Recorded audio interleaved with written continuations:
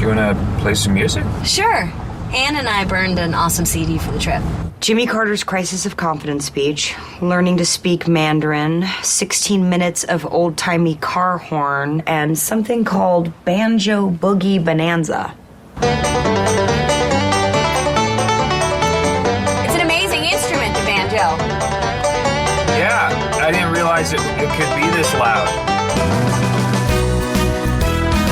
I just wanted to let you know about my study group. Oh, don't be a fuddy-duddy. I'll be your study buddy. I'm about to embark on one of the great challenges of my scientific career. This work right here is going to change history. I think this is going to be our greatest mission. I don't have time to study.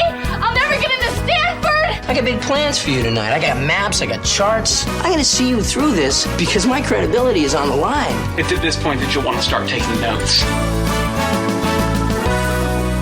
Welcome to the Sitcom Study, the podcast where we contemplate the TV shows we grew up with and search for the truth and wisdom within the tropes and cliches. And Amy, what's the trope we're talking about today? Get your combos ready, Jay. We're going on a road trip. Going on a road trip. Yeah, road trips are another one. It's a trope of sitcoms. It's a trope of movies. It's a trope of life. I think most of us in the industrialized world have been on a road trip or two. What is your feeling on this? Do you have road trips in your life or like certain road trip movies or anything like that you kind of hold near and dear, have a lot of fondness for? Oh, okay. So every night that we were able to like be out late, that was what my friends and I did. This is what we like. We were like, we're going driving. Yeah. Let's go. And on the weekends when we didn't have curfews and we were able to stay out late,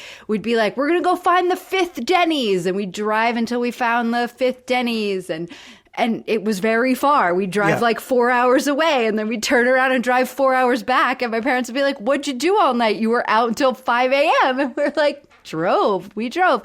And then also like finding a destination. There's something about like road trip snacks. You know what I mean? Like there's food that I will never eat in like regular life that I will only eat on a road trip. Combos being one of them. Understand what you were. I was just letting it fly by. I didn't know what you meant by combos, but now I get it. Yeah. Combos are not something that I would normally eat and I don't think taste very good. But on a road trip, there's just a certain thing. And then coffee on a road trip tastes better than like regular coffee. There's just something about, and in recent years, I've become obsessed with getting the like Smart Food white cheddar popcorn. I was very disappointed at the lack of snacks in the road trip episodes that we chose. Yeah, I'm right there with you. Driving in general was a big part of my youth, my older teenage years into my 20s. Loved driving around. And yeah, sometimes it was around the town, but just like you're saying, we would take trips. You know, we took my friend Jim to the Orioles game in Baltimore. You know, we got his mom's permission on his 16th birthday and we drove him down there. My friend John and I famously, we drove up to Montreal to a Juliana Hatfield concert and then drove from Montreal to Toronto to see her play the next night and then had to make our way back to Binghamton. And each stop was like 6 hours apart from the last one. And isn't that the one where you guys like ran out of money too? We were constantly running out of money. I would say that, yeah, in the road trips of yesteryear, there was running out of money and getting lost, not knowing where we were. Right, because we didn't have phones. Yes, being in this pre-internet age where you had atlases, you had road atlases, maps in your car, and you could stop for directions, which, you know, us men are notoriously hesitant to do. But yeah, those sorts of little misadventures of having to kind of figure out, like, okay, we're not in deathly peril here, but there's a little bit of like uncertainty. We don't quite know how to get home, or we don't quite know how we're going to get where we're going. There was definitely a lot of that throughout my younger days. So did you guys take a job dishwashing overnight so you could afford the next leg of the trip? We definitely had concerns that we would end up, having to like take take jobs as like indentured servants or something. Yeah, nothing like that ever happened. But yes, I was huge into driving, and just like you're saying, all of the sort of little, facets, accoutrement of the road and the stops and everything were a big part of it. Yeah. And I think in like late teens, early 20s, that truly felt like freedom. Yes, exactly. And I think, we'll get into that idea of freedom. I think that's why road trips are such a big deal in the movies and TV. You think of some of the great road trip movies like Thelma and Louise, for example, and the Simpsons episode is going to tap into this. Yeah. It's not just that they're out on the road. They stole their husband's car.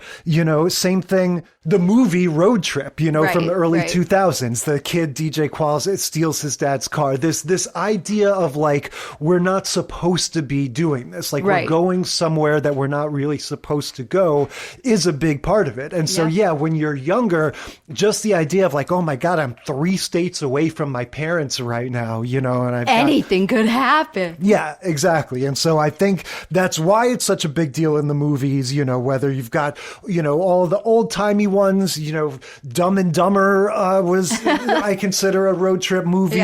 Movie Rat Race, I think, is kind of an Tommy underrated. Boy's got a big road trip. Yeah. Yeah, definitely. And so, there's lots of that. I think, we decided for this podcast to sort of open our arms and make sure we got in some sitcoms that we don't normally cover. And so as a result, I feel like our overlaps are a little shaky, because if we just went for like the top 4 road trip episodes ever, there's a How I Met Your Mother, there's a Frasier, there's a lot and there's of an old... ongoing gag in How I Met Your Mother about the car, right? Because they live in New York City, and they like only one of them has a car, and it's his car. It's Marshall's car from college, like way back in, maybe even high school. And it's this beater, and there's a tape stuck in the tape deck. So the only music that can play, you can either have silence, no music at all, or I would walk 500 miles and I would. And so every time they do a scene or a part of the show where they have to drive in the car or they're doing a road trip, they're like, don't worry, you'll get used to it. And then they like flash forward to them just singing at the top of their lungs because they're so into the song after they've heard it 300 times. Yeah, well, let's start tracking the trope right there. Definitely when you're talking about car trip stuff, the music, the radio, the sort of somebody made a mixtape or something, that's definitely going to be one of the recurring subtropes. So let's get into it. What are our shows? All right, we watched Grace Under Fire, Season 2, Episode 21, Memphis Bound, The Simpsons, Season 7, Episode 20, Bart on the Road, Joey, Season 1, Episode 11, Joey and the Road Trip, and Parks and Rec, Season 3, Episode 14, Road Trip. Yep, so Grace Under Fire, first time talking about this one, but I definitely remember this being around. This was definitely part of that 90s cycle of stand-up comedians being given shows. Right, She was up there with Ellen and Jerry and Paul Reiser and all the rest of them. Yep. And and maybe Roseanne. Roseanne might be a more specific counterpoint. So look, at this point, I'm not going to belabor the point. I'm on record. Shows about the Southern Midwestern shows vibe. about people who have a twang in their voice Jay doesn't like. Those were never exactly my aesthetic. I'll say, revisiting this now, I did not recognize how attractive Brett Butler was in her youth. But also we had that really bad version of it. It was hard to see. It was very fuzzy. Yeah. So you're just seeing like the pretty parts of her. You're not seeing all of the age and like the road hard put up that's wet. what I'm saying. She just wasn't that aged. Like no. At the time, that's what I'm trying to say. All like right, because of the fuzzy screen, I was noticing the same thing. I was like, wow, she looks really pretty. But I remember she always had this like she was like pretty underneath this veneer of like a harsh like life, life had been hard for her. True, but I guess what I'm trying to say is that when this was first on, I was a teenager going, my God, this might as well be the Crypt Keeper. Now I'm looking at it going like, yeah, she looks a little rugged, but who cares? She's still a very attractive young woman. But yeah, this is her show. She is, what's the premise? Is she divorced? Yeah, so she's a recovering alcoholic and she has left an abusive marriage after 8 years to raise her kids in a way that allows them to not see a bad example of, what relationships are and how women should be treated.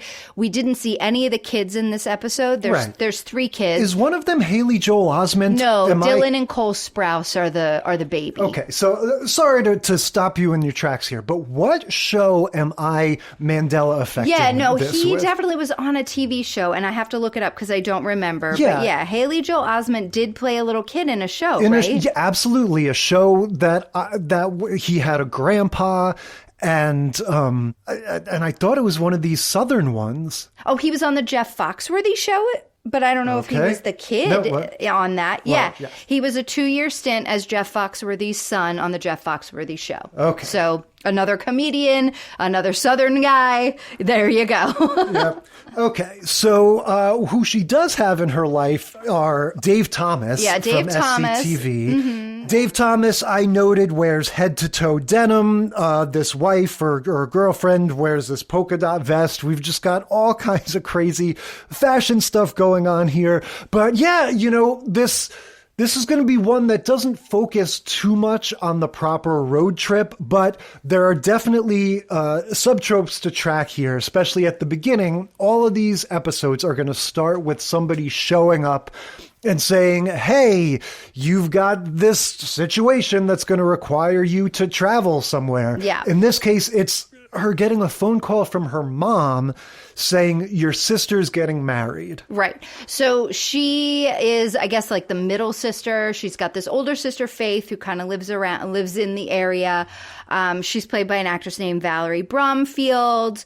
And then she's got a younger sister named Evie, who is played by a couple different actresses across the series. She doesn't live in their same town. And so she's always like a guest person whenever the storylines feature her.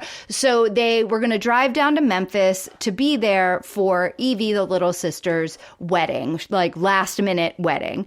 And so, yeah, Grace doesn't really want to go. She's talking to her older sister, Faith, about how, she and Evie don't have the best relationship. And she feels like this will just kind of, even though her mom wants her to go, she feels like she'll probably just upset her sister. And then the thing that gets her in the, not only is it the guilt that her mom lays on her, but her mom says, I'll pay for the whole trip. And she's like, well, if my mom's going to pay for me to go to Graceland, I'm going. Yeah, it's bizarre. Again, this is something I've commented on before, this trope in movies and TV that you don't meet your family members' spouses until the wedding. The wedding, This seems to happen all the time. Oh, my brother's getting married. I wonder what his fiance is like.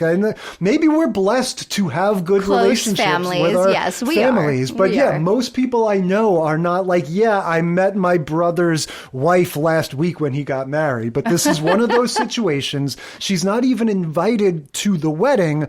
The mom is pressuring her over the phone to go to the wedding, but we don't even see the mom. Right, the in this mom episode, isn't going right? to the wedding. She's like so, this puppet master it's so behind the weird. scenes, just making her go. Yeah. And there's probably some plot reason for that. And I did watch a little bit of this show back when it first came out. So Chuck Lorre was a writer on Roseanne, and this was his first big, his own show. Okay. And so just like what always happens to Chuck Lorre, he hires some actor that he's like, this is going to be great, some comedian or some movie star. He's like, this is going to be great. And they have a full-on meltdown, and the whole production goes to hell. So they had 3 different kids play her older son.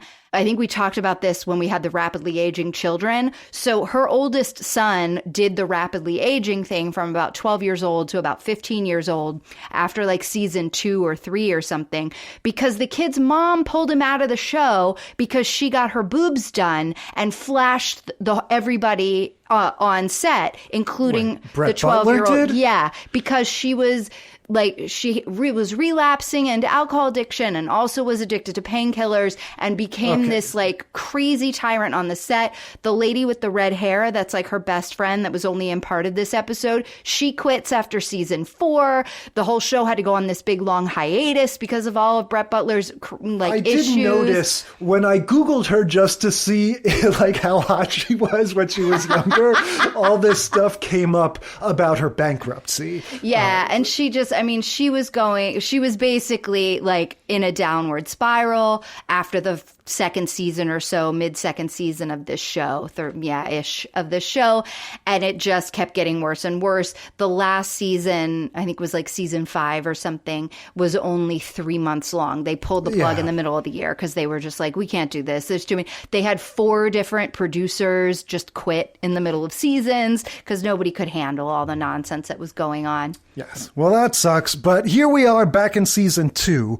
And yeah, we're going to get not a ton of road trip stuff, but we do have one solid in the car road trip scene that we can start tracking the tropes, because this is going to be your standard putting the camera sort of straight down so that we can see the characters behind the windshield, having the sort of setting it on the hood so it's looking into the car, having the green screen or rear projection, background moving behind them. We get your very sort of standard, like people in a sitcom driving a car scene.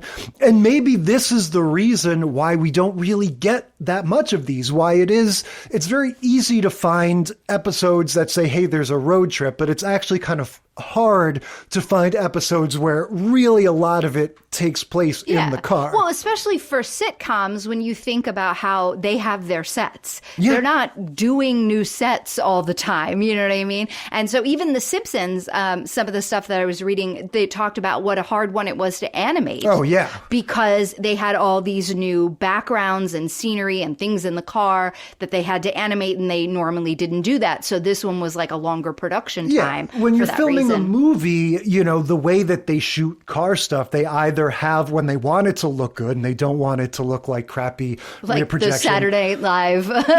Exactly. You have a car towing the other car often, and you're filming from that, or you have rigs where a stunt driver can drive it remotely from underneath, or like all kinds of things that are expensive. You know, they'll have a camera car and then the actual show car or whatever they call it. Well, and just to think about like such an enclosed space, right? Like no matter what, you always end up having somebody sitting in the middle of the back seat. Yes. Which always makes me laugh because I've been in the back seat on plenty of road trips and I spend 0 to less than 0 time sitting in that middle part with no seatbelt on, leaning forward, talking to the people in the front. The further you go back in time, the more you have people disregarding the notion of seatbelts, and you have back seats that are more like benches. Those benches. And not the discrete Did you guys seats. have a car like that when you were little? My grandpa definitely had the like park bench, like the whole everything. You could slide from one end of the seat to the other. It was so much fun. It was like there was no intrusion of seatbelts. They didn't even put them in the back seats. Yeah, so I can kind of buy it when Dave Thomas back in the 90s is sitting, in the back seat. And centered. to be clear, Dave Thomas the actor, not Dave Thomas the Wendy's guy. Not the guy. Wendy's magnate, of course. I remember, being very baffled by that this guy didn't feel the need to be like David L. Thomas. Right. But the first stop on this trip is going to be Graceland. Yeah, and this is one of the other, like, this is the thing. She was like, all right, if my mom's going to pay me to go to Memphis, I'm going to Graceland, and I'm going to take a free trip to see Elvis on her. Yeah, so I guess Elvis looms large for Brett Butler in general. I think that's what I would kind of imagine. She has an Elvis-y vibe. And it feels like just these people in general, you know, like her family, and I don't know where they live. They did enter Tennessee, so I guess they're not too far from Tennessee. And we should track that sub-trope, because this is not going to be the last... The first welcome to Tennessee sign we see. Yeah, not that's the only trip going to Tennessee.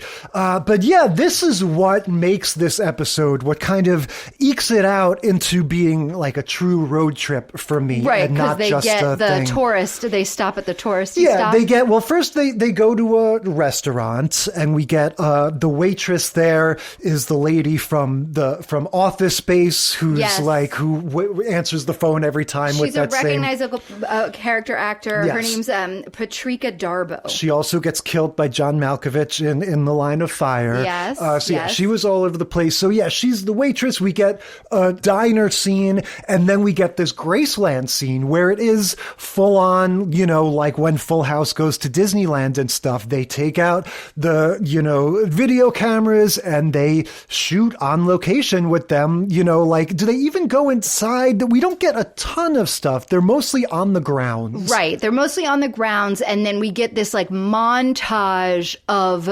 close-ups of things that are inside that don't include them. So it's like the camera crew went in and took pictures and little videos of things, and they're doing the 6 split screen, and they've got 6 different images, and they've got Elvis's song, "You Ain't Nothing But a Hound Dog," playing in the background.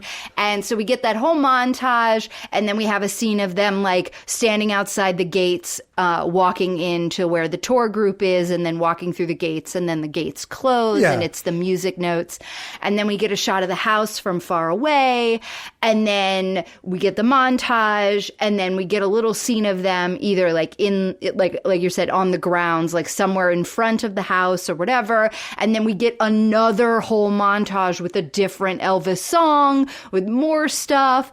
And then now they're somewhere else. Now they're back at the restaurant, or they're somewhere. Yeah. So that's one of the selling points of this episode. They're making that demographic leap that if you like Grace Under Fire, maybe you like Elvis. You probably like Elvis. Fun to see them go to Graceland. And it's quintessential 90s because there are at least 4 Elvis is still alive jokes. Yeah. Well, and then we get this mysterious character that I thought for a while was Johnny Cash. I thought it was real life Johnny Cash making a guest appearance, but the fact that the audience didn't react to him told me it probably wasn't. But we get just this some guy, mysterious stranger, who we get the sense almost has this supernatural quality to him. Yeah, he's just kind of showing up. Right. And I don't remember any sort of magical thing happening on Grace Under Fire. This is a very down the middle, very much Roseanne, except for she's divorced kind of a show.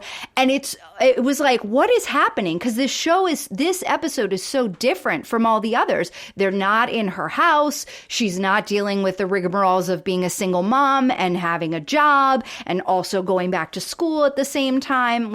These are all the things that this show is about. Yeah, this show, a bottle episode. Yeah, it's the kids aren't on it. They're not at their normal place, and they've got this weird guardian angel who who looks a little bit like Elvis, but not a lot like Elvis, and keeps walking by Grace and saying things to her if you want to see your sister, go check out the whatever He's talking diner. about her sister, and telling her where to go, basically, because again, pre-internet, she's showing up in vaguely the right town and doesn't even know where to go, and so he's giving her clues. It's all very strange, and now granted, we watched this on a very crappy YouTube or Daily Motion transfer, but I guess we're supposed to understand that, this guy is Elvis-like, but it really doesn't read. Again, much more Johnny Cash. Well, I mean, whatever. I got that he was Elvis-like. I mean, he has the hair, and he's doing the voice, and he's got the glasses, the big glasses that Johnny Cash didn't wear, that Elvis wore. And then they have a scene where Faith, the older sister, is making fun of Grace because she always thinks she sees Elvis every time we go to Memphis. Ever since they were kids. Right. Yeah. So Grace feels like Elvis is her little, guardian angel, and this is really him kind of guiding her to find her sister and guiding her to find what she needs to find. And anyway, so they get to the place where, this Elvis guy, Spirit Elvis, has tipped her off to go to find her sister, and she meets the boyfriend, the husband to be, and he recognizes her before she even knows, and she's like, "How do you know who I am?" And Yeah. he's like, oh, I'd recognize you from that pretty face from those pictures anywhere. Yes. And kind of immediately starts flirting with her. Steve Elliott is her sister's fiance. He's a charmer. He's a nice guy. You know, when the sister comes out and she's all combative and just not happy to see Grace, I didn't invite you, whatever. The boyfriend is this total mensch, you know, oh, well, consider yourself invited. If she doesn't invite you, I will. And is just, you know, super nice guy.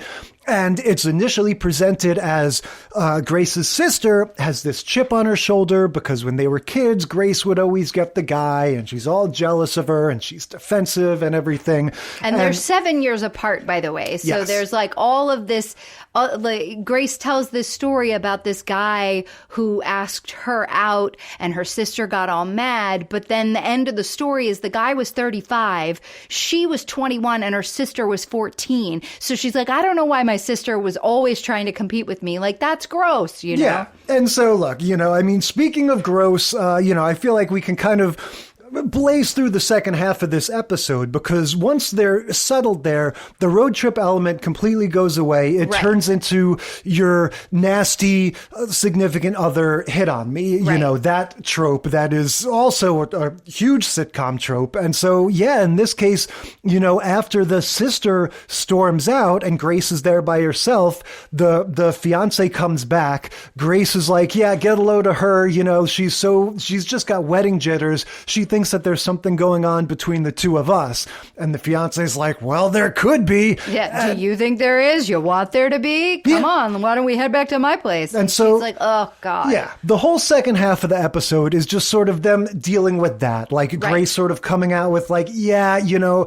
I hate to say it because this is exactly what you were worried about. And as absurd as it is, your fiance is a schmuck. He was hitting on me. You don't want to do this. She ends up having to not go through with the wedding. And yeah, it just kind of all plays out, right? Yeah. Yeah. There's not much to say, you know, about like that angle of it. I think, you know, going back to the road trip thing, like, you know, they gave us a handful of fun stops along the way. Mm-hmm. They gave us a reason to do diner, it. Like the one part that I thought was funny in the diner with the waitress that we were talking about was Dave, the character that Dave Thomas plays. He doesn't have the twang. Like he doesn't do a Southern accent in he's this, Canadian.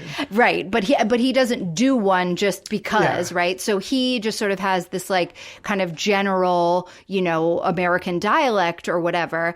And so they do this whole little bit where he can't understand the waitress in Tennessee because down in Memphis, they talk different. And so she was like talking real fast. She's like, well, you want mine, hun? And he's like, what? And he says something at one point that I didn't know what it was. Like he says something because they were, Faith and Grace were translating for him. And then, they had walked away. And so she was just talking to him and he was like, had no idea what he was saying, but he says to her, Clatu barada nicto?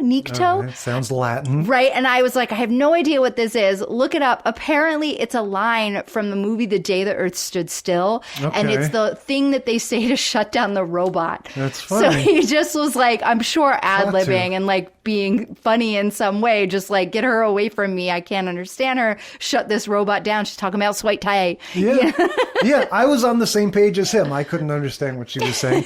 But yeah, we get the diner, we get the little trip to Graceland, and we get the thing of like, well, we had to do all this to track down her sister, you know, some sort of overarching thing that gets them there. So, you know, it's got all the tropes. And I think that first half is kind of fun, you know, and then, yeah, the second half turns into, you know, the sort of soap opera stuff that we just kind of, you know, for our purposes don't need to pay attention to. Yeah, well, and it's funny because it wasn't that show isn't even a soap opera.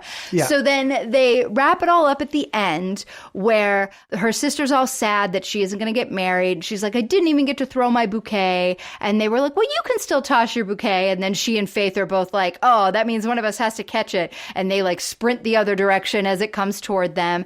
And then Elvis shows up in the hotel room, picks up the bouquet. Elvis being the mysterious man. Right. Picks up the bouquet bouquet, hands it to her, and she's like, oh man. And then an after credits little sequence that we get is her in a wedding dress holding the bouquet in the front of a truck. Yes. Like a semi truck that Elvis is driving. And she's like, oh, I never would have thought I'd marry Elvis. And he's like, I'm not Elvis. I'm so-and-so. Tom Hanover, seed salesman. And she's like, I'm married a seed salesman? Yes, exactly. Yeah, that's our ending tag. And so, yeah, lots of road trip fun. Moving on to The Simpsons. Season 7, episode 20, Bart on the Road. Yep, this is one of my all-time favorite episodes of The Simpsons. I insisted that we cover this once we settled on the road trip trope. And yeah, the grammar rodeo, the wig emporium, cruise control, everything. There's so much about this that I love. And yeah, I feel like The Simpsons can do, what so many of these other shows can't. It can have, 30 scenes in its little 22-minute runtime instead of 7 or 8. Right. So they just have so much easier of a time packing in this whole adventure. Yeah. And we're going to spend a lot of time talking about the road trip aspect of this because that was like, one of the main plots. But the second plot, or kind of like this, the co-lead story here is Homer and Lisa and Take Your Kid to Work Day. I loved this storyline. It made me so happy. Like, I feel like you never see Homer and Lisa getting to have these sort of like father-daughter moments because he's kind of, an idiot and she's smart. And so they just don't really have anything in common. And so the setup for this is the Principal Skinner. He has accidentally booked his flight for spring break a day early. Yeah, he's got the wrong meal options, seat options, day, time, like everything. So he's like, oh no, what am I going to do? I can't just cancel school a day early because my flight was booked wrong, or can I? Yes. And then he goes on the announcements and he's like, tomorrow is go to work with your parents' day. So Lisa is going to go to work with Homer, and Bart is like, yeah, I want to see how women work. It's important for me to see women in the workplace. So he wants to stay home with Marge. And then, of course, there's some note that homemakers are not real work, and they get that in there. So he ends up going to the DMV, which is also very funny for that one little moment where Patty and Selma, Marge's sisters, work at the DMV. And that's a really funny moment, which sets up... Right, that's how he's going to get his license. Exactly. It sets up how he gets a fake ID, so he makes his own driver's license while he's at the DMV. But, so Lisa has such a good time playing make-believe in the... safety little area where her dad sits at work that he's mostly just bored all the time. He ends up missing her and is like, calls home the next day on spring break when Lisa's on spring break and is like, hey, Marge, can you send Lisa to work with me again? And like, they just have so much fun together. And I loved that part. Yes, it's a very sweet storyline. There's a handful of episodes like this, the Do It For Her flashback episode where Homer decides to keep his job so that he can provide for little Maggie. Once in a while, there'll be these sentimental stories with Homer and his bond with, Lisa or Maggie usually. But yeah, the main focus is going to be this road trip. This is a classic Simpsons plot structure where we get the little beginning chapter that sort of does the weird left turn into the proper story, because it starts out with this Take Your Kid to Work Day. And then, just like we were saying before, it's the forbidden fruit thing. Bart gets a hold of a driver's license. It's very funny when Patty or Selma is telling the customer in line, they go, okay, now we just have to laminate your license. You'll have it in 2 to 3 weeks. No, I thought she said 4 to 6 weeks. But so Bart gets to make himself a driver's license. She says, Bart, turn off the machine for me, will ya? Yeah. He gets his driver's license. He gets Milhouse and Nelson. And so their first act of defiance with a 25-year-old's driver's license is to go see the movie Naked Lunch. Yes. Right? And Nelson walks out saying, I can think of at least 2 things wrong with that title. Well, so it's a real movie. Yeah. So it's apparently about like hallucinogens and heroin addiction. Yeah, Naked Lunch is a William S. Burroughs. I knew you would know book. what this is. Like, I don't even think you could call it a novel. Like it's just like almost like philosophizing or something. At some point in the late 80s, I think they made a movie with Peter Weller from RoboCop. And yeah, it's just a super weird, artsy-fartsy movie that, I think I probably tried to watch it when I was a teenager and couldn't really make heads or tails of it. So yeah, it's just a funny little throwaway gag that they thought that, they would get to see like boobs and food. And food. He's like, I can think of two things because there was no lunch and nor anything naked. Yeah. And so it's Nelson, Bart, and Milhouse. Right. And then they come across Martin. Yes. And he's got his $600 because his take your kid to work day thing was playing the stock market with his dad. With his dad. Yeah. And so there's that great part where Bart is like, all right, so what are we supposed to do here? It's not like, it's not like there's any fun to be had just because we have a whole bunch of cash and a license to drive. And then it like everything clicks and they rent a car, I guess, and they're out on the open road. It begins with a super ambitious 3D shot, which they very rarely did on The Simpsons, because The Simpsons is a, truly 2D animation. So when they have that shot that starts as an aerial shot looking down on the car and then the camera swoops around to a side view, like that's really, really hard for them to animate that. They probably... It talks about it on their it was so difficult to animate because the car had to look real and not be boxy. Yeah. And it was based on this Oldsmobile that had rounded edges and everything. And it was like, they said that was the shot, was the most difficult one. Yes, they very rarely did things like that on The Simpsons. And we get all of these great gags. We have Bart, he pops up in the back seat going, cruise control, my good man. And he's like serving drinks to Nelson and Martin and stuff. And then they hit a curve in the road and Milhouse is like, Bart! Yes. I mean, I guess we should mention before they set off. Well, that's what I was going to ask, because don't they drive a little ways before they go, wait, where are we even going? They get the car, they kind of like, drive around for a while. And then in the car, Bart turns around and he has these envelopes for them. He goes, gentlemen, I've taken the liberty of preparing an airtight yet completely plausible alibi for everybody. Right. And they have the quick montage of everybody telling their parents, we're going to the grammar rodeo in Canada. The National Grammar Rodeo in Canada. And Lisa's like, why would they have a national rodeo in another country? Yeah. Nelson doesn't have to have the alibi. He just says, I'm going, I'm leaving. I'm going to be away for a week. They decide, like, when they're like, okay, we need an actual destination. Yeah, where are we even going? And they're all looking at road atlases, like you were saying. Yeah. They're looking at maps. All of them are sitting in the car. And three of them have maps kind of open, and Milhouse has this book that says 1982 World's Fair. And so he's reading all about the 1982 World's Fair in Knoxville, doesn't notice that it's 1982 on the front of the book, and is like, wow, you guys, there's this World's Fair in Knoxville. We should go. Not just a county fair, not just a state fair, not just a Europe fair, but a World's Fair. That's right. And then, I love Bart's line reading when he's going, all right, we've got it narrowed down to the Knoxville, Tennessee World's Fair or Disneyland. And they all start chanting, Knoxville, Knoxville. He goes, I concur.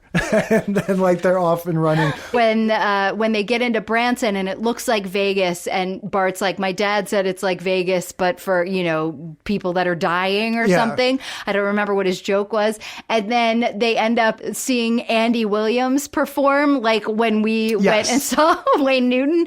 And so they went, and Nelson's just like, this is the best. He's obsessed with this Andy Wilson, sleepy, sounds like Perry Cuomo kind of singing, and the rest of them are falling asleep, but Nelson made them stop in Branson. Yes, Nelson used his bully strength to, enforce this Andy Williams thing. Yeah, I love the series of jump cuts where it's, again, even though it's animated, it's that same camera angle of just shooting head on, over the windshield. and they're all in there, and someone goes like, Bart, can we stop for ice cream? Okay, and it's just like jump cut to now they're all holding ice cream. Bart, can we stop at that way station? Okay, and then it's just Can jump we weigh cut. the car at the way station? They're all wearing different hats, and it's like, hey Bart, can we pick up that hitchhiker? And then another jump cut, and the hitchhiker's sitting in the back. He goes, yeah, they I didn't really think I was rehabilitated, but I guess they needed that extra bed. I don't know.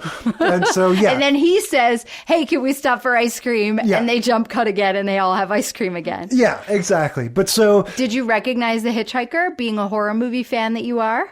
Is it a reference to Texas Chainsaw Massacre? Down to, like, even his necklace is the same. Yeah, they don't. The Hank Azaria line reading, I feel like, doesn't really sound like that guy. Doesn't give it to you, yeah. But, yeah, they get to the World's Fair, and it's, as you could predict, it's, it's just this abandoned wig. It's not abandoned. Like 15 years later, yes. so it's now everything has been taken over by a wig shop. Yeah, so you've got, like, the big sort of it's almost like a Epcot Center type thing. By the way, is still there, and it's not all like broken and torn down. Like the Sun Sphere is a tourist attraction in Knoxville. You can go see it. It's very pretty. Yeah. Well, according to this, at the start of this episode, it's still there, but it's just being used as storage for this wig for emporium. The wigs. That's right. Yeah. The guy says, you could go up there if you want. You're just going to see hundreds of boxes of unsold wigs. So you're going to buy a wig or not?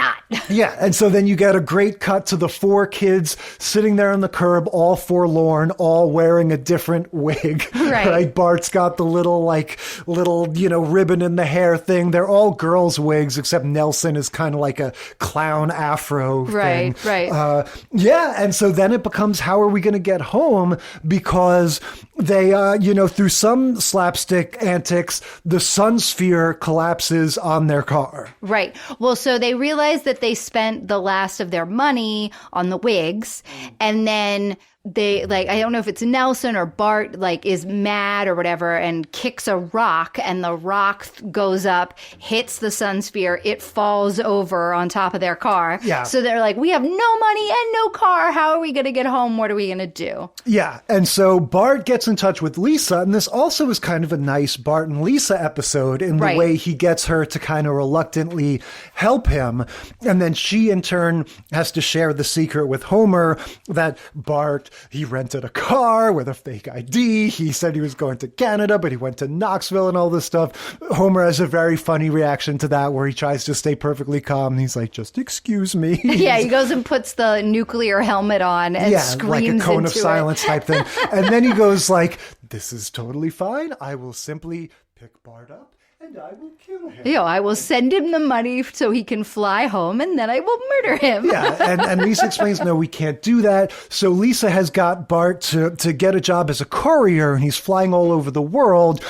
Seymour Skinner spots him in Hong Kong, and he's like, well, that couldn't be him. Because he's trying to raise money, because he's got a fake ID. So anything, like all of these things are things that you can do when you're 25, right? You can rent a car, you can become a courier, you can, send money through Western Union. You do all these things when you're 25. So it's like, okay, Homer and Lisa decide, all right, we need to order something that Bart can then deliver as a courier. It needs to be big enough that he can stow away Nelson, Martin, and Milhouse. Now, talk about great Hank Azaria line readings. When Homer calls the IT department, he's like, I need a new, T437 console. Safety console. Yeah, the big console like the that thing he that works he's always at. looking at. Yeah, he's like, it's malfunctioning. I guess I need a new one. And, one of the billion Hank Azaria throwaway Simpsons characters, he's the tech guy on the other end of the line going, I don't know, Mr. Simpson. It says here on my computer that your console is working just fine. And then Homer starts pouring coffee or soda into the console. He goes, oh, dear God. Oh, my God. What is happening? Oh, sweet. The guy there. You're operating without a safety console. We're sending one right away. Yeah, it's just so funny. The guy's reaction over the phone to like whatever readout he gets that is telling him that that Homer's, computer isn't working anymore. And so, so they order the thing and, they get Bart back home, and it ends with this great sequence of like Homer and Marge are going to bed. Homer has agreed. He's got this bond with Lisa now. He's agreed. It's our secret. I'm not going to tell Bart.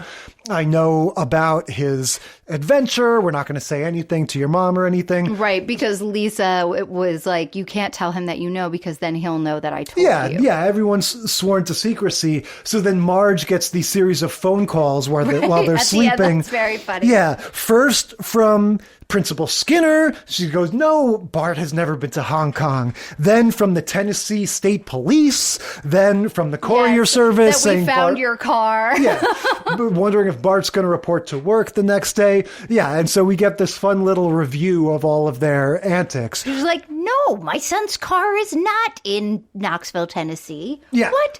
No, my son is not available to deliver, a kidney to Amsterdam. Yes, yeah, exactly. Yeah, so just so much good stuff. I love the way The Simpsons, these dynamics between the kids. Nelson was introduced in season 1 as the bully that they had to like go to war against, know, and I love that they just have all of these characters now that they can kind of configure like however they want to, so if they want Bart, Milhouse, Martin and Nelson to be this little foursome, like fine, it works, It'll work. Yeah. It's also hilarious that they're all women doing these little boys. Two of them are Nancy Cartwright. It's just funny to, picture all these. Martin apparently is one of the original Minnie Mouse ladies. Oh, and when you think really? about how he talks, okay. it totally Well, there's a little tracks. bit of in there. I hear it. Yeah. Yeah. But just, the dynamics between the kids, the fact that they can just send them to all these different places, and the fact that they can have that B story with Lisa and Homer that's so nice and fun, but also kind of ties in to the story of how are they going to get home and everything. Like, just so much great stuff. Yeah, this was a really fun episode. And what was great, I think, like you were saying, what was so great about it is that it was so much road trip. It was like every time we would step away from it to do, the Lisa Homer story, then we'd go back and there'd be more road trip. And I think, like you were saying, because it's animated, they were able to do, more in the car and whatnot. But they also just like, it was fun. You know what I mean? They went somewhere. They had some things happen at that place. Then they had to try to get back. And so there's a lot of stuff that has to do with the road trip that wasn't in the car, but it still all felt connected. Yeah. Whereas like with the Grace Under Fire, it was like, we're driving from here to there. We have a little bit of a road trip, a couple things, but mostly it was just, like you were saying, the drama with her sister at the end once you got there. It wasn't this like a road trip usually is, or very often is like you're going to a new place. You're doing something different and new with friends. You're going to try to find this thing or go somewhere new, not just like drive to go to a wedding. Yeah, exactly. That's why the movies like Dumb and Dumber are so fun, because it's not like they're in that dog van for 80% of the movie, but they're in all these different locations and everything kind of flows into the next one. And this episode, the one where they steal the lemon tree from Shelbyville, there's just some of these Simpsons episodes that they just pack so much in there. It's so dense with humor. Yeah. It's so dense with story. Very true. And so, like whenever I'm like, I just feel like watching a Simpsons episode. Same thing, the one where Homer goes on the psychedelic journey after he eats the chili pepper. Like there's just, there's so much there that you feel like you're watching a whole movie over the course of 25 minutes. Yeah, 24 minutes or whatever. Yeah, great stuff. Okay, moving on to maybe the other side of the spectrum, Joey. Season 1, episode 11, Joey and the Road Trip. Yeah, so this is our first time talking Joey the show, but not Joey Tribbiani the man. That's of course, we know him from Friends. I feel like this spinoff is a pretty notorious failure. I think most people remember this coming out and not really catching on. Yeah. I'm going to say I was definitely, I kind of perked up when I saw this on the list. I thought, this will be fun to revisit, out of curiosity. Right. I sort of expected it to be underwhelmed. I will say this, I think this is one of the worst episodes we've ever watched for the podcast. This was really unappealing to me. Oh, I'm so sad. But again, I know, look, I am a lone Joey fan. I watched all of it. It got canceled midway through season 2. A full season was shot of season 2, and they only aired, I think, 14 out of 22 episodes or something like that. Yeah, it's a bummer to me that people didn't like this. I found this show very charming. I liked it a lot. I'm shocked by this. Yeah. just as the person who's always first to point out sexism, patriarchy, any sort of, my thing for this was, my 2004 appropriate joke, the 90s called, they want their sexual politics back, this was cringy, I thought. Oh, that's so interesting. Well, and I mean, look, happy to take a look at it in a new light. I myself thought I would see it in a new light watching it now, and I did not. I was enjoying it. I was like, oh, I love Drea De Matteo in this. Oh, that's right. I forgot Jennifer Coolidge is in this. Andrea Anders is in this. I mean, it's just like a powerhouse. Jennifer Coolidge. We have, ironically, the kid from the movie Road Trip, the guy that plays younger, the stoner. Yeah. Not in this. He plays the stoner in Road Trip. In this, he's a rocket scientist. Yeah, by the way, his best friend in this, who is a rocket scientist, is Simon Hedberg. Howard from Big Bang Theory. We could have used him in this episode. I'll get into my thoughts on that. But so anyway, so the setup for the show is Joey from Friends. Everybody, is leaving New York and moving on with their life, and he decides he's going to move to LA and, pick up with his acting career out in LA. And his sister, one of his sisters, Gina, moves out there. She had an oops pregnancy when she was 16, and the kid turned out to be a super genius, and he's going to Caltech or Cal State or some made up school or whatever that's there. And so she buys an apartment and the two of them get to live in it. He's going to university and, her son's going to university, and Joey is trying to make it. He has a new agent. That's Jennifer Coolidge. Jennifer Coolidge is his agent. She says the Joey, just like the Estelle, his old agent from New York does. Yeah. She's very funny. His next door neighbor is Andrea, played by Andrea Anders. And she and Joey end up getting, into they have a sort of will they won't they. They end up getting together at some point. And then in real life, they dated once the show ended. Yeah. And Drea De Matteo is the sister. And so I found this show so charming back when it aired, and I still enjoyed it. Well, look, here's although it doesn't fit our trope. Yeah, well, and even though the road trip is right there in the episode title, it's called Joey and the Road Trip, we get nary a car in this. Well, that's not true. We get a brief scene where they say they're going to go to Vegas. Joey. So the setup for the episode is that Joey gets an offer to be a judge of a beauty contest in Vegas. So they're in LA. Then it's just like one of the like swingers, like all the stories, right? We're going to Vegas, baby. Yes. It's the 4-hour drive or whatever, 6-hour drive from LA to Vegas. And so that's going to be the road trip. They all decide in throughout little bits and pieces that they're going to go. But the nephew, they're like, oh, well, we're going to have to trick him because he hates Vegas. So they show up to his school to pick him up, and they kind of toss him in the car. And I'll say that's another sort of fun subtrope of the road trip that we don't really get in any of these, I think. The unwilling or semi-unwilling participant. Right. They're like, oh, well, we got to get that guy. Sometimes they are the owner of the car, like in the movie Road Trip. But, even like Ferris Bueller, the thing of picking up the girl at the school and stuff that's a fun part. And yes, we do get the trope of the, Jennifer Coolidge stopping by and saying, here's your little mission. This is the reason why you're going to have to go on the road trip. And we get them, in the car picking up the nephew character. And then the rest of the episode is going to be a Vegas episode. They're in Vegas. Counting cards in Vegas. We can talk about that if we feel like it.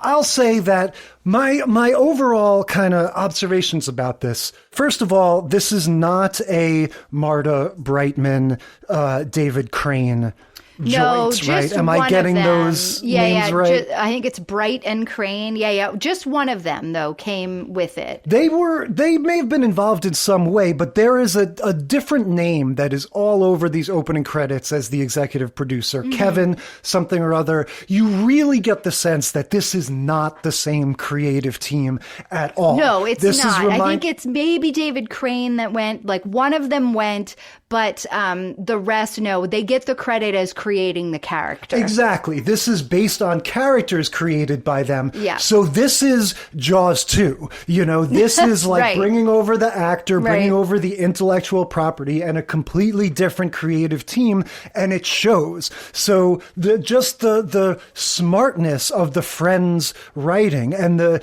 idiosyncrasies of it are completely absent from this. Yes. The first scene is going to be Joey walking in and going, hey, what was the name of that girl that was here last night? And you're supposed to get the sense he's asking the nephew who his lady friend was. And then the joke is, no, I meant the girl with me. I can never remember their names.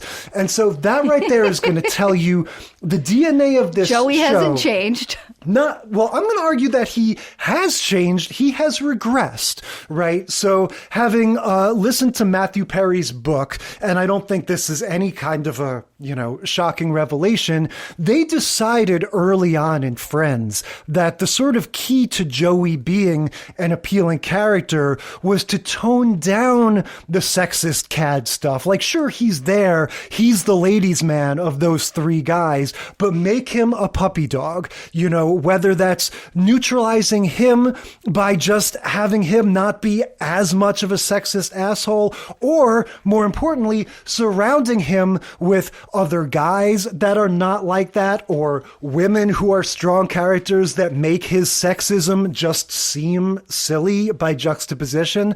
On the other hand, with this show, you surround him with people who are weirdly like applauding him for his whole deal. You know what I mean? Like Drea De Matteo's character, like they do in Hollywood with these guys. Yeah, like you don't. And I know I'm going back into Mr. Rogers mode here. But they even at the end, like to your point, at the end when they get caught by the pit boss, and he's like, "Oh, here's what I do. You just act dumb. It always works with girls. Like that's how." So like the puppy dog thing. This is how I get caught cheating on women, this is what I do. And there's so many jokes like that. And again, they would make jokes like that on Friends, but it was such a small piece of the pie. And it was always clear, like, yes, that's the punchline. Joey is a Lothario, a himbo, whatever you want to call it. Right. It would be like making a show all about Barney from How I Met Your Mother. And or Barney from The Simpsons. Right.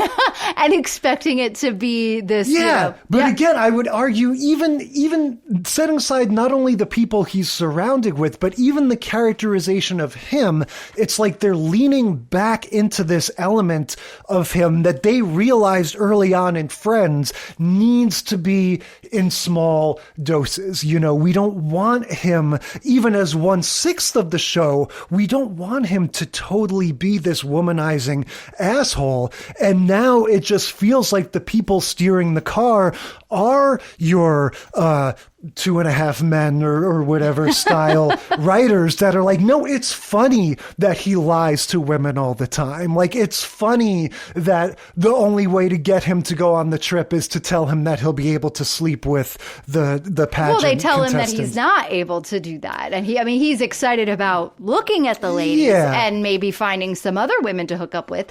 But yeah, I think, I mean, look, to your point, the way I see that is that you've got Drea De Matteo's character, his sister Gina, is kind of, grew up the same way as him and thinks his way of being is fine and cheers him on. But Andrea Ander's character, and I think it's Matthew is the name of the nephew. The nephew. He comes back at him and is like, "Don't do that. That's gross." You can tell that character is such a low status, like nerdy, wimpy character that I know I'm speaking a little bit out of my ass here because I haven't watched any episode of this show except this one since it was first on. But I feel like you can tell there's going to be a lot of like Joey teaching him how to be a man, quote unquote.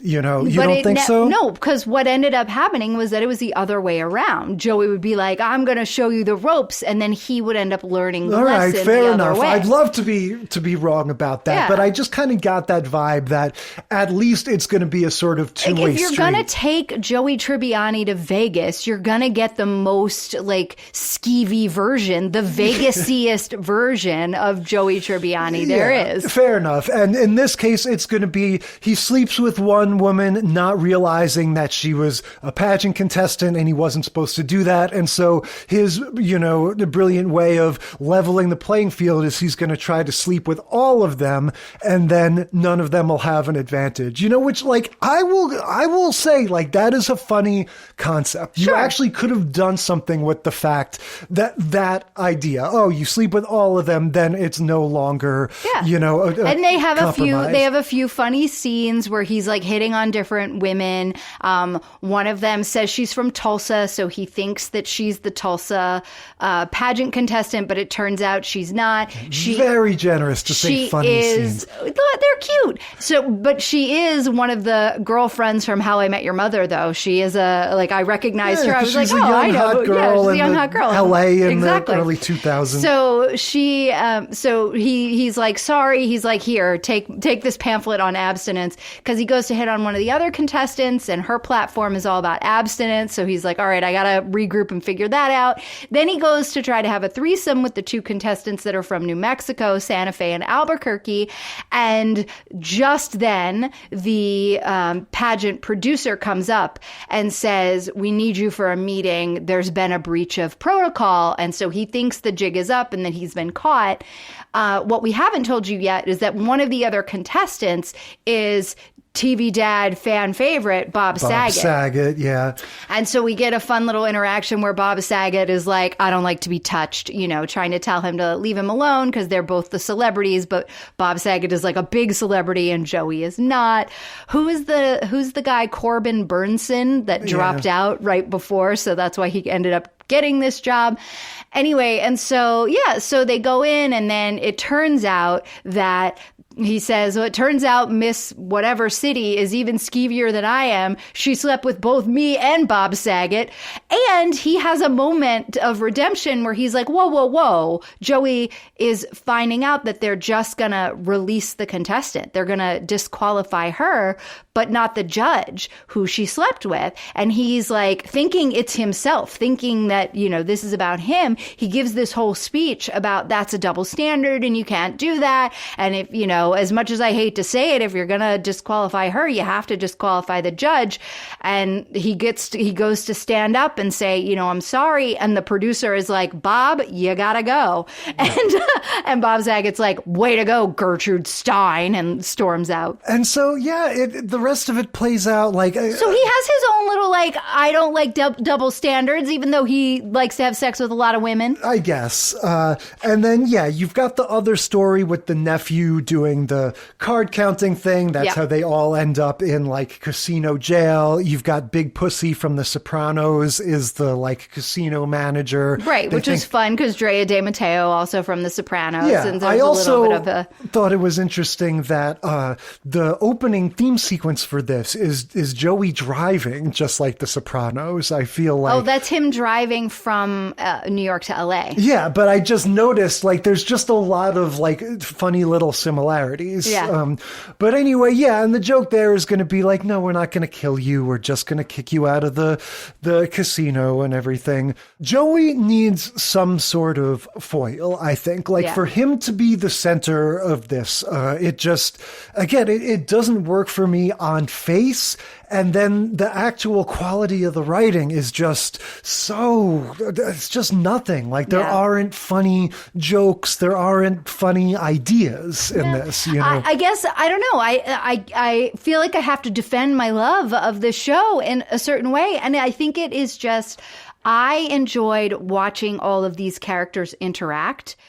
What they tried to do with the Alex character, the Andrea Anders character, she is pretty weak. kind of most of the way through season 1. And then she sort of grows a backbone and starts really being that foil. I remember, I sort of have a vague recollection of like people getting annoyed in season 2 that she was more like, Joey, you need to da-da-da-da-da. And like being like, why is she such a nag? Like, why is she always, putting Joey down or whatever? And honestly, like that's the audience not liking women. You know what I mean? Like, and yeah, probably bad writing too.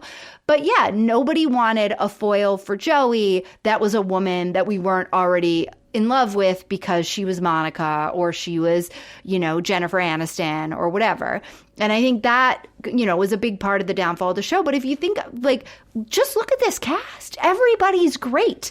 I feel like you say that with every one of these failed early 2000s show. You say great. Everyone is a working actor in LA. Good. And I'll say that about Andrea Anders' other failed show. What was it called? Like a Class Reunion or something like that? I loved that show. I've got nothing against Drea De Matteo and the stoner kid from Road Trip, but to say he's they're from Royal great. Pains now. And also, I mean, look, how handsome is he? Like, there is something about the mix of Italian and Jewish when they come together and they make a young man. I am there for it. He is a handsome dude. Yeah, I will say the person I definitely don't blame for this is Matt LeBlanc. And you see, he was in that series Episodes that I feel like was kind of a meta thing where he sort of like essentially played himself. And I feel like at least one other like TV thing that was kind of well liked. Like, I think, all of the Friends people to varying extents had trouble capitalizing on the success of Friends, like because they were in your home every day for once a week or whatever for 10 years as this one character. Yeah, the sitcom superstars more often than not don't ever live up to that success.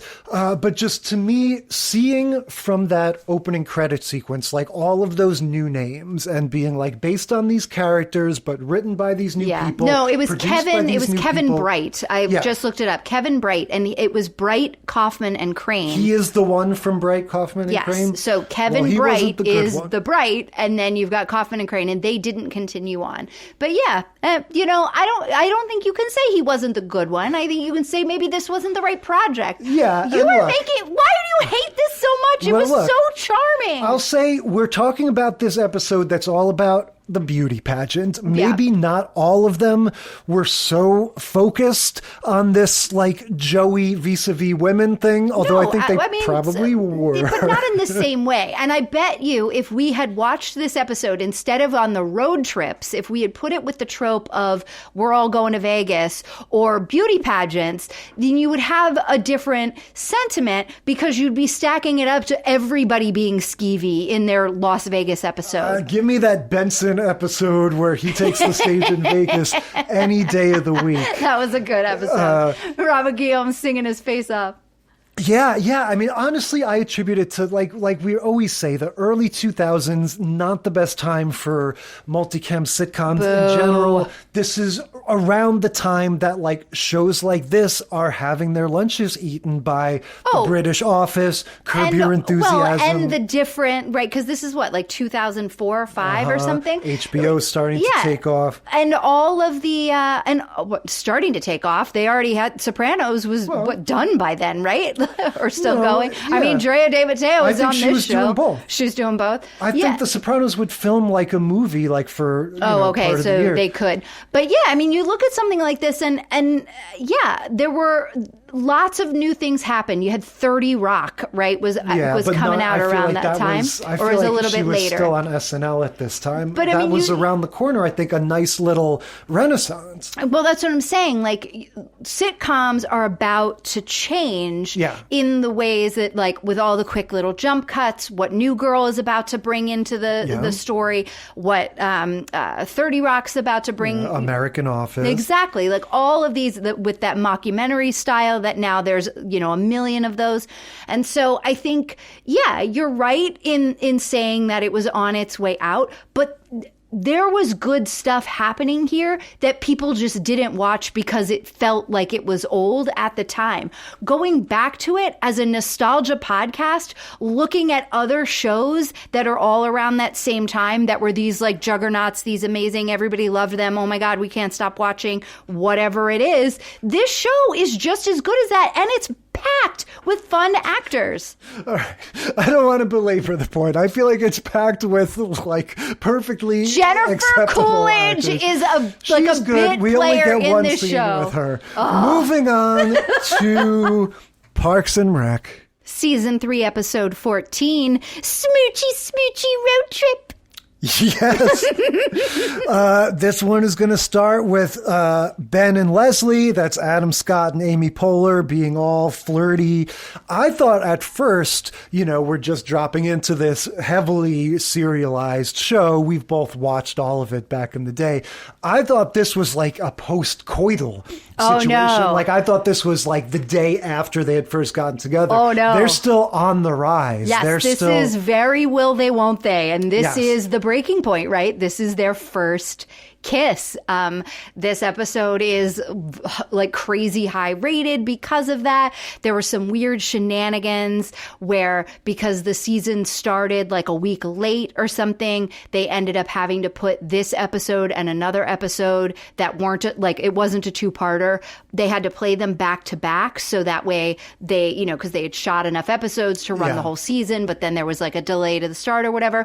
So it almost got buried, and because it was running in a time of streaming, that's the reason that people know it, people love it, and it didn't get lost in the mix.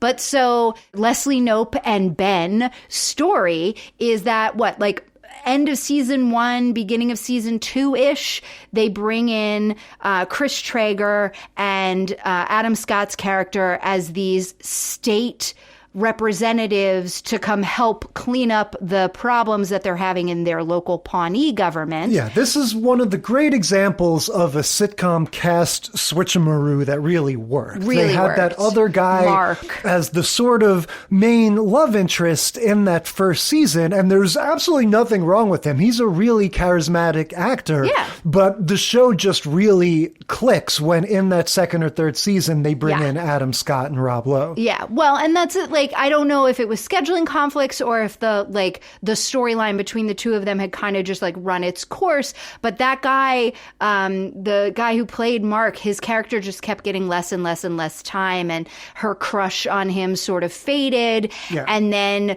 Chris Traeger and Ben, I don't remember Ben's last name, were introduced. So now we've had a season and a half-ish of a will they, won't they thing happening with Leslie and Ben. And the sexual tension between them is they are sort of half smiling, looking out from under their eyelashes at each other in every conversation. They're talking about documents, oh, I put those documents on your desk, and it's and Rashida Jones, Anne, is sitting there going, that is the most sexual tension about documents I've ever heard. This is crazy.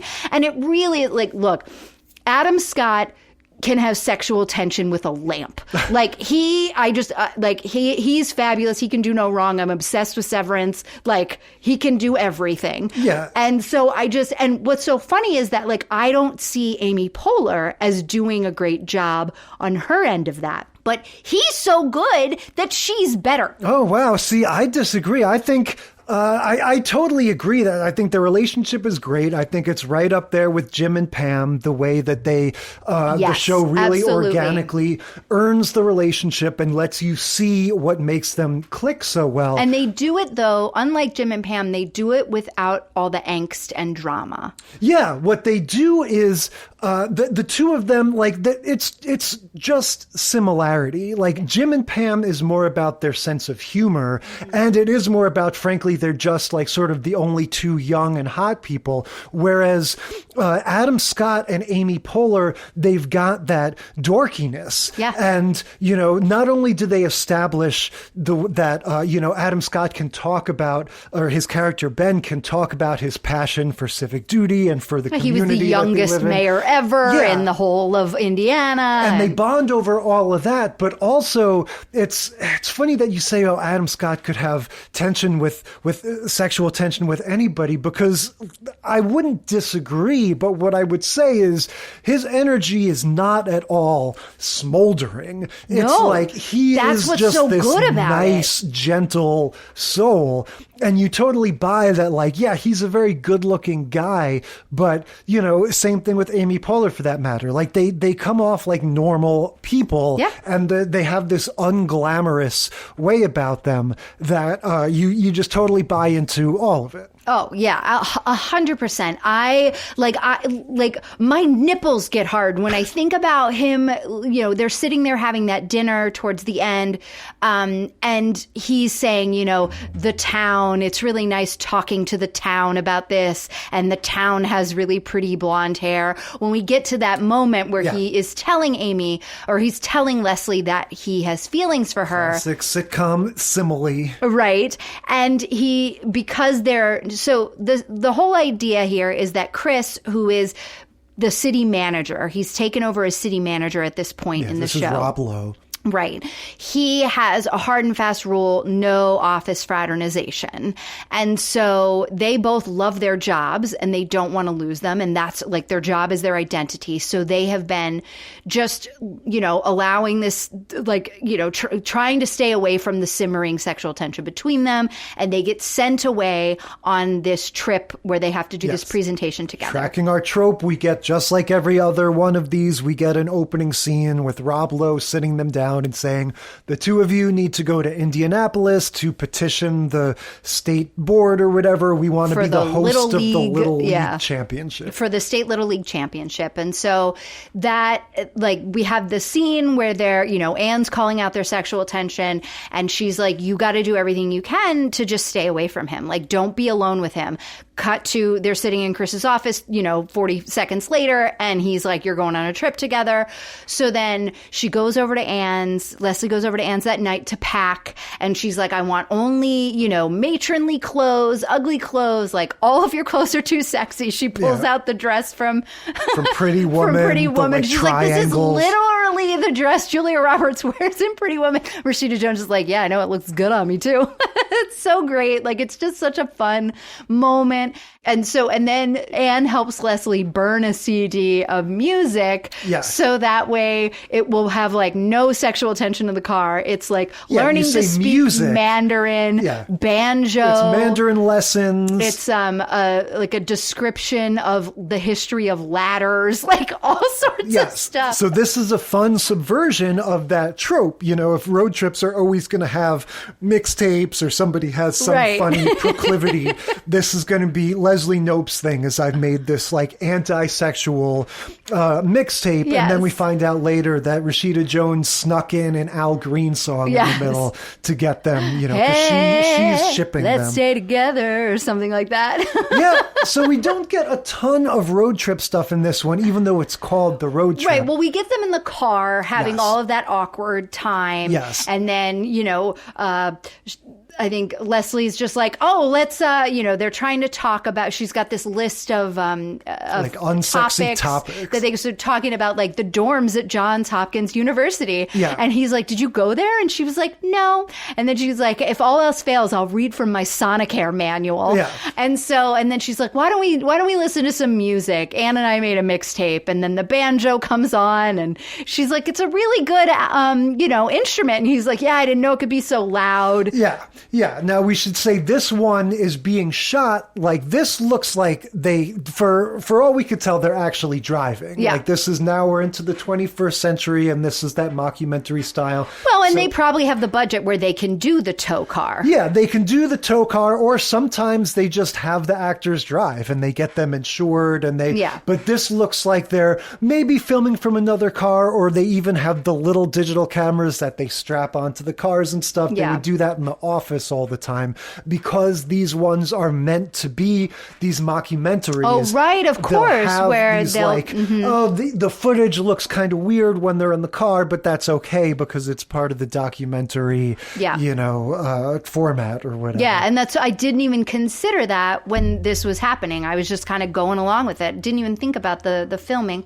So they have their kind of awkward, car ride where she keeps trying to, and he seems to want to have a conversation about it with her. He's and sort of she blissfully keeps trying to okay, nope, we're going to talk about something else. Yeah, and then they eventually start bonding and like kind of getting hot under the collar about the hotel towels in like a certain inn. Like, oh yeah, so she's like, oh, you know what? Have you ever been to the Granville Hotel and Spa? Yeah, their towels are so soft. The bath mats are, and he's like, oh, I love a good towel, and and so then we're there. They're giving their presentation. It goes pretty well. But, the board really is pushing back hard because we get a nice little funny cutaway scene to Perd Hurdley or whatever his name is. Yes, the news guy. From 1989, he's got a flat top, Bobby Brown. Yeah.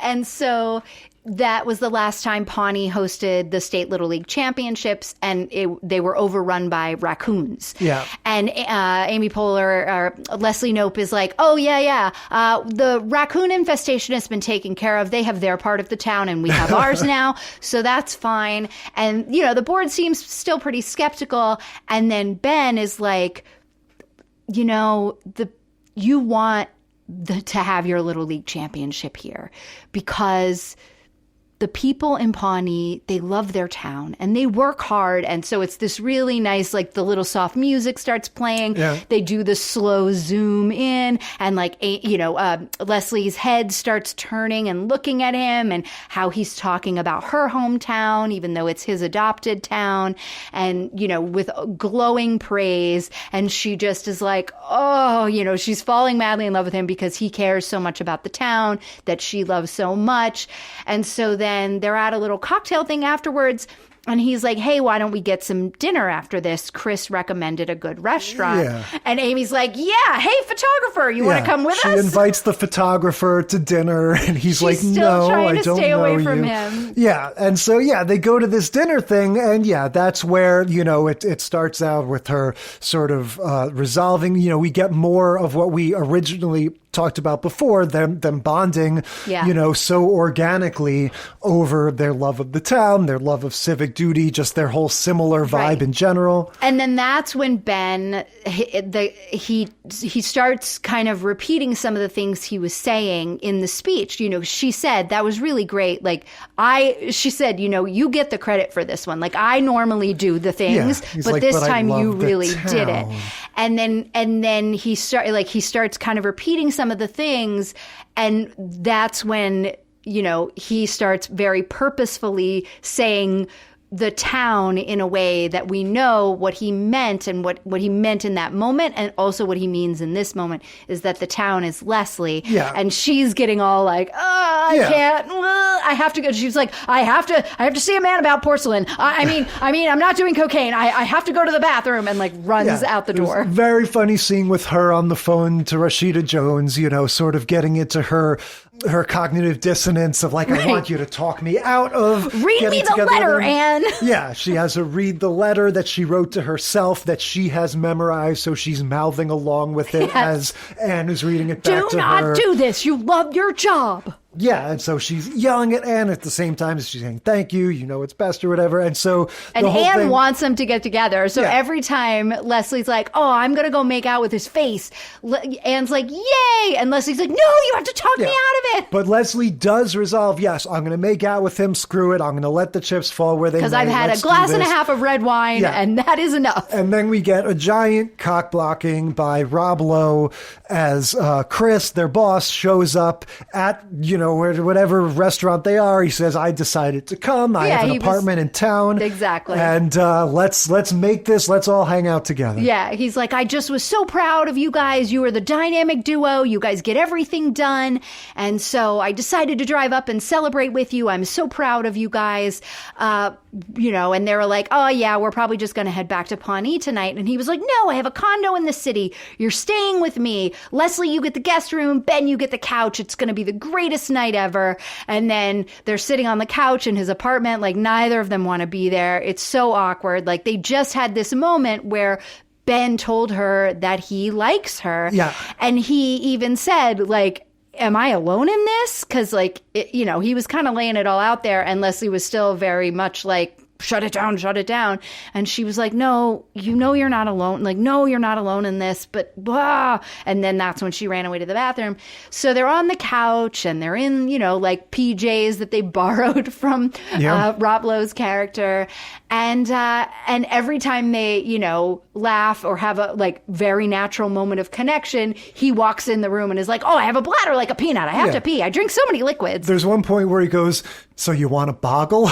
Yes. She's like, I'm going to bed. She's tired of the interruptions. She's tired of the temptation. She's like, I got to get out of here. She's like, I'm going to go to bed. And then he comes back. Chris comes back in the room and he's like, says to Ben, he's like, you want to boggle? Yeah. And you just see like Adam Scott's face like, oh God, this is awful. But then we get some fun road trip stuff again, at the very end. Yeah, on the way back. Yeah, Rob Lowe is with them now, driving back, so we get all the same angles and stuff. But hilarious the way when they put on Amy Poehler's like anti-sex mixtape, and then Rob Lowe just like snaps into banjo position, like a one frame movement, and he's just like he's like playing it air banjo. He just locks in, like whatever it is that comes up on her mixtape, she's just like, this is perfect. I always wanted to know about the history of the ladder. I've got my own. Did fun you facts. know?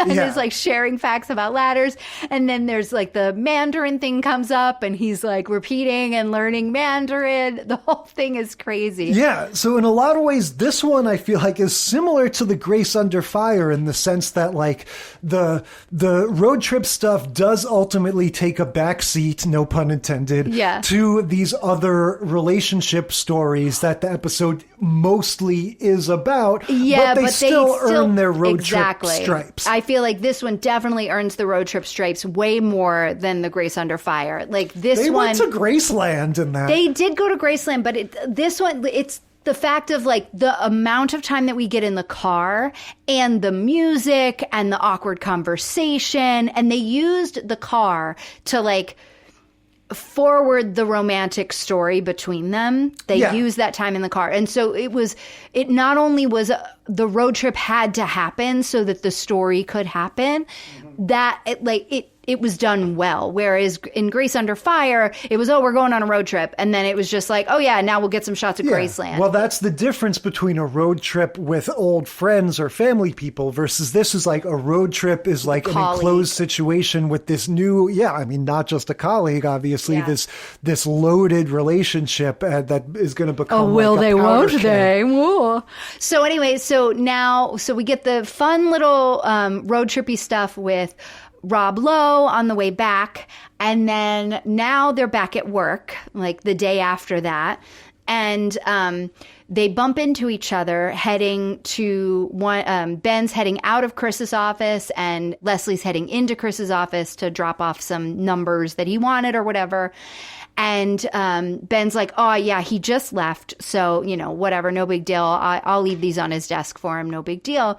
And he grabs them. And then Leslie goes to turn away. And we get a new girl kiss. It's not as aggressive as the Nick and Jess new girl kiss. No, it's not the soaring music. No, exactly. He like leans in and he like scoops up under her hair on her chin and like around her ear and pulls her in and gives her a kiss. And it was so sexy. Yep. So this is obviously a big deal story-wise if you're watching along with Parks and Rec. Oh, everybody was shy. I remember cheering. I was like, Yeah, this is a turning point. But all the more reasons why, exactly, if we're approaching this as like sitcom study road trip episodes, like, we definitely get some good stuff. But this is going to be, this isn't exactly like The Simpsons where it's all about of course life not. on the open road. So what do we think, looking over these, what are our favorite road trip excursions? All right. Well, so if you're going to say best episode of television, 100% Parks and Rec. It was great. They had, I was just explaining it, right? They used the road trip to further the story. They had good road trip bits. They had good non-road trip bits. The whole thing was really, really well done. And it's, a beloved episode, Ben and Leslie kiss. Yay. So exciting. But in terms of what was the best road trip episode, it was The Simpsons. Yeah, okay, just for reasons that are self-evident. Well, for every reason that we said. Yeah. We got all, it was all road trip. Not all, because we had the B plot, but it was really... Yeah, that it was a road trip story, and we got all the parts of a road trip, the things falling apart and not knowing how we're going to get home, and troubles with car and troubles with money, and oh no, we've driven through a cornfield, like all sorts of crazy fun things. Yeah, and like I said at the beginning, we get the thing of like it's a forbidden road trip, right. because they're kids, Yes, and of course in The Simpsons they're like 10, you have to sort of adjust, He can't even steer the steering wheel. Yeah, if this was funny. live action, maybe they would be 14, 15 or something. But you get that element of it, that the whole thing is like this forbidden adventure. I've already prattled on at length about it. I love that episode of The Simpsons and how much stuff there is in it, how much humor, and just that fun little adventure that they get to go on. And of course, the Parks and Rec is great also. And, we had great restraint in not talking about any of the very fun B, C, D, and E storylines with Ron Swanson turning the little girl into the libertarian when she comes on the field trip, and Aziz Ansari's new version of the that new booty, or what is it called? Know Ya Boo. Know Ya Boo. Name that booty. But yeah.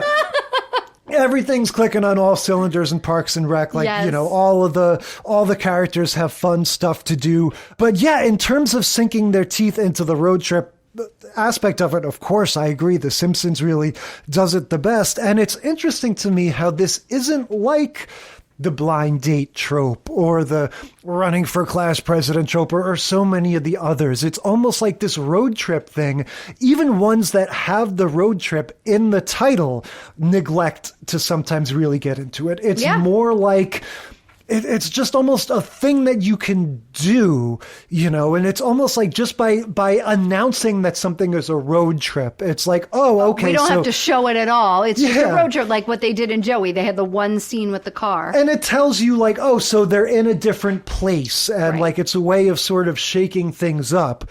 But yeah, there really isn't like a consistent way to do it, and it can be like a thing unto itself, or it can just be like a means to an end that kind of has nothing to do with anything.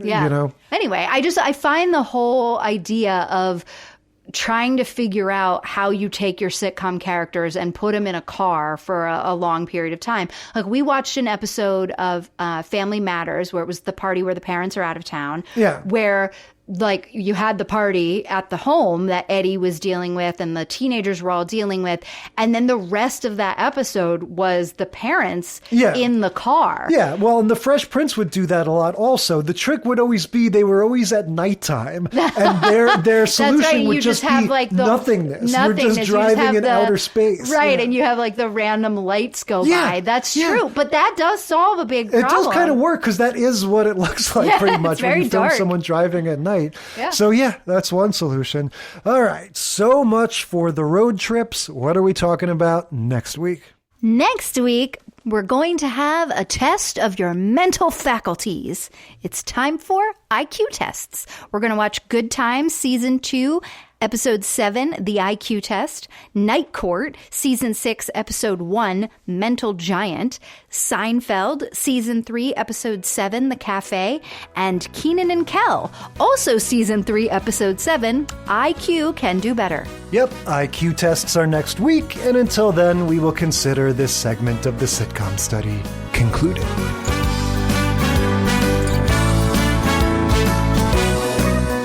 Thank you for listening to The Sitcom Study. Tell us what you think or share your own TV tropes and topic ideas by sending a self-addressed stamped email to sitcomstudypodcast@gmail.com or find us on Facebook or Instagram. And if you like the show, consider leaving a rating or review on your podcast app. It helps us boost those precious Nielsen ratings. The Sitcom Study is recorded in front of a live studio dog.